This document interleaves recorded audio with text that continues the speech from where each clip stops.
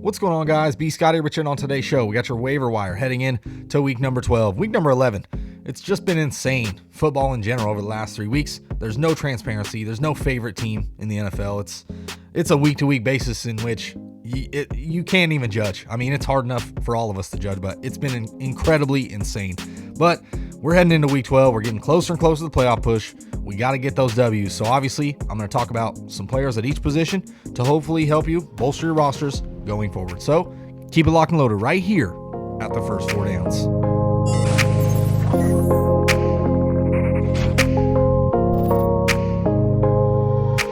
What's going on, guys, and welcome back. As I mentioned in the preview, we're going through your waiver wire heading in to week number 12. Week number 11, it's almost over.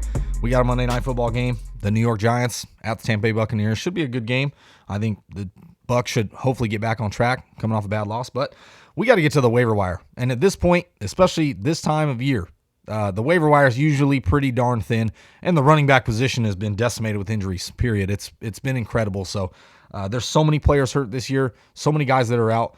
I'm going to go through what as best I can, navigating this waiver wire and tell you some players that I like going forward, some plus matchups, and obviously some guys I'd probably just stray away from because it's just tough. So before we get to today's content, don't forget, like the video, subscribe, share, thumb bell, all that good stuff, and then comment. There's a player I don't mention because I'm not going to mention all of them. Drop in the comment section. I'll be glad to give you my opinions, whether you should pick them up or waiver them, whatever situation you're in.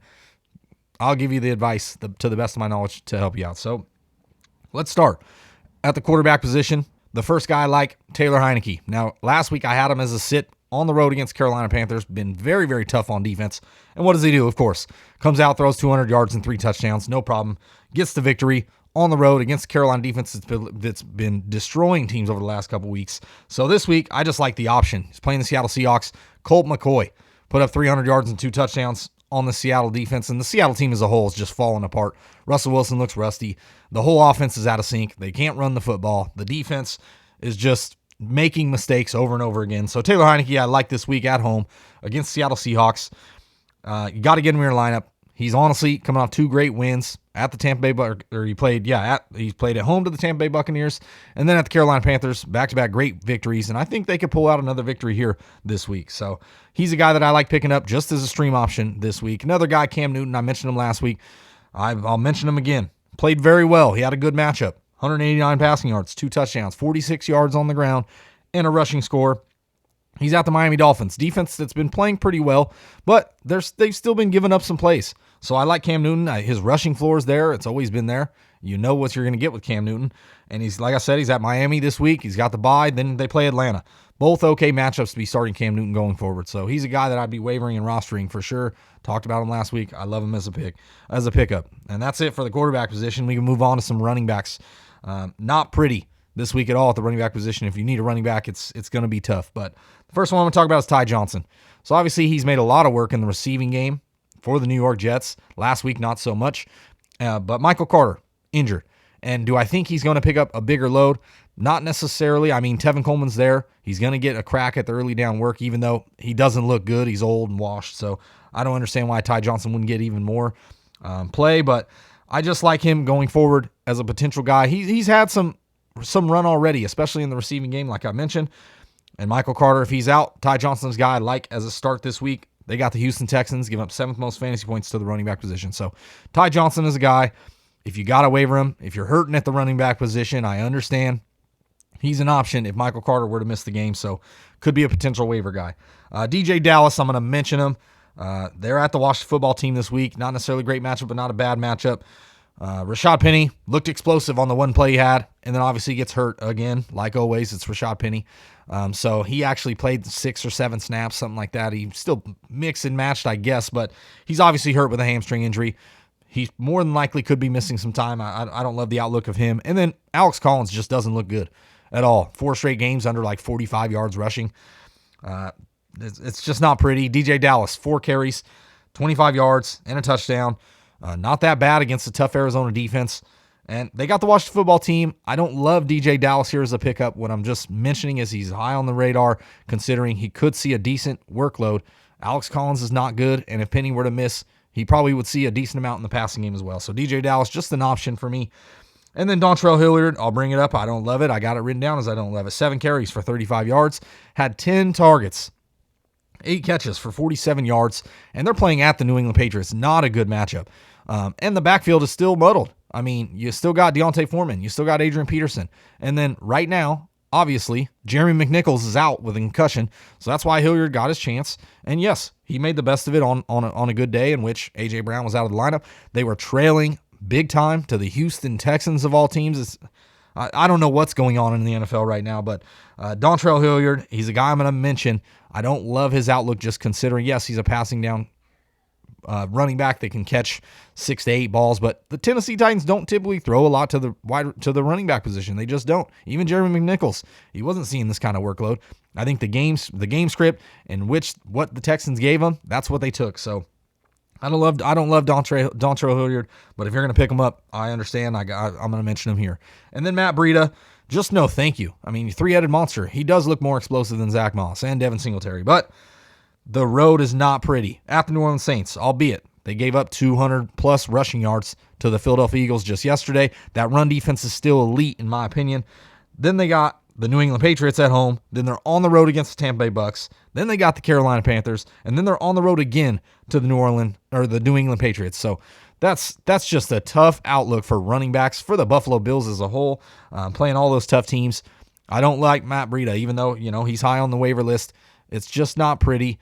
And it's still a three-headed monster. Let's say Zach Moss were to be inactive, then maybe you take a shot. Or, Devin Singletary were somehow to miss some time. But at the moment, I just can't trust Matt Breida. The matchups are not good. And he's been looking explosive, don't get me wrong, leading the backfield in carries, I want to say last week. But I still don't like the outlook. So running back position this week, it's very, very slim. Hopefully, you just got to navigate it the best way you can.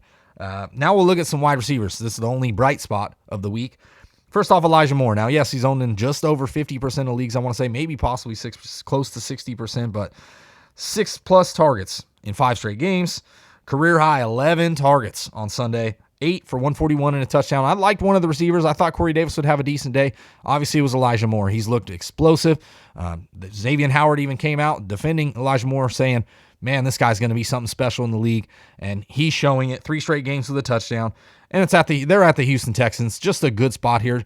And Joe Flacco played a pretty decent game, albeit it wasn't great, but it wasn't that bad either. He played pretty well. So Elijah Moore, I like him especially as a must start this week, but you got to be picking him up and roster him. He's a very, very explosive player that's just coming. So another guy, Darnell Mooney, 16 targets.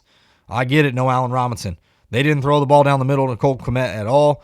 The running backs didn't really get acclimated into the passing game. Darnell Mooney soon a ton of targets, only 5 catches on 16 targets, but 5 for 121 and a touchdown, busted off the big touchdown reception. He's had 2 straight games with a touchdown. You're starting to see him get acclimated. Now, yes, Andy Dalton is more than likely going to be under center, but you don't know. We don't know for sure. Justin Fields dealing with some sore ribs. We'll see how that plays out. Either way, they're at the Detroit Lions on Thanksgiving Day. I like Darnell Mooney as a start this week, so obviously be picking him up and rostering him. I think he's rosterable also in about between 50 and 60%. There's a lot of receivers that I just don't love, but these are the guys that should just be on your team, plain and simple. DeAndre Carter, Washington football team. He's the wide receiver 2 there. 3 straight games with a touchdown, and the next 2 games are pretty favorable. He's got the Seattle Seahawks, which is a good matchup. Seattle defense just doesn't look good, and then at the Las Vegas Raiders. Their defense plays decently well against wide receivers, but still not great. You saw Cincinnati yesterday just kind of handle him, especially Joe Mixon in the run game. So DeAndre Carter, I like him as a pickup. A lower-end guy that could be flex-worthy on a weekly basis, but he's getting it done 3 straight games with a touchdown, like I mentioned. And Taylor Heinicke's been playing pretty effective and pretty well. So we'll move on to tight ends. I just have one that I like going forward to be picking up, and that's Adam Troutman. He's averaged 7 targets over his last 3 games with Trevor Siemian under center. That shows a lot.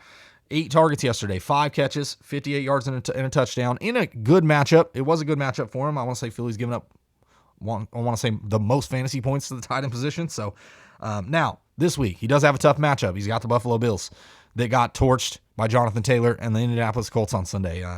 Like I mentioned, the NFL is just flip-flop. There's no favorite team right now.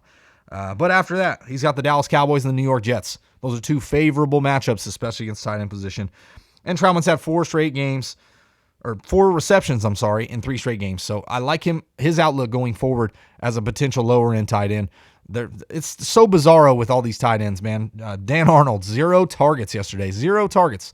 Not even targeted once. Not even on a flag. Just 0. They didn't even throw it to him. So it's incredible, some of these tight ends that just disappear at times. But Troutman is a guy, if you got to take chances, once again, like I said, in a couple weeks, he'll be streamable. So, and then some defenses to stream. There's a few defenses I like. Chicago Bears at the Detroit Lions. That's a no-brainer. Chicago's defense has been playing pretty effectively. And the Detroit Lions, man, they look bad. And especially if Jared Goff can't go on this short week. I don't even know the quarterback's name, but it doesn't really matter. He played poorly. I get it. 13-10. That was the score of the Browns and Lions game. Not very pretty, but I just don't like the Detroit offense at all. I know DeAndre Swift is explosive, but Chicago Bears defense played pretty well, especially against running backs. So Chicago this week is a good stream defense. Houston Texans versus the New York Jets. It's the Houston Texans defense. I know they haven't been very good on the season, but the last 2 games, 10 total turnovers. That's incredible. So now they got the New York Jets coming to town. It's just a decent spot here if you want to take a chance with the Houston defense. And then the Philadelphia defense at the New York Giants. Philadelphia allowing 18 points per game on the season on the road this year. When they're on the road, they've only allowed 18 points per game. That's a pretty good number. And the New York Giants have struggled in spots. This is a divisional game. But Philly also, 3 of the last 4 games with the defensive touchdown. So good defensive spot here to be streaming Philly. So that's it. That's my waiver wire. That's my spiel on what guys I like on the waiver wire this week. It's not pretty by any means. We're 11 weeks, 12 weeks into the season. And at this moment, the NFL is less transparent as it's ever been. As at this point, it's hard to justify or choose anything, right or wrong. I mean, at this point, look at the Buffalo Bills getting just whopped by the Colts. You look at the Titans losing to the Texans. What is going on here? I know the Green Bay Packers, Aaron Rodgers been ailing. Oh, my toes hurt, but I'm going to go out and throw 380 yards and 4 touchdowns. No problem, So I just don't get the NFL at the moment. It's hard for all of us trying to make these predictions on which players are going to produce and what's going to happen in these game plans, because on any given week, anybody could win. So it's been great through the first 12 weeks, but we got to keep going. It's time to push. We're getting closer and closer to the playoffs, so we got to get those waivers set, hopefully help you on your road to that championship. So once again, if you like the video, don't forget, subscribe, share, thumb bell, all that good stuff, and then comment. If there's any player you want to talk about or anything football related, drop in the comment section. I'll be glad to give you my advice or my opinions on what's going on in the NFL. So for the first 4 downs, it's been B. Scott, and I'm out.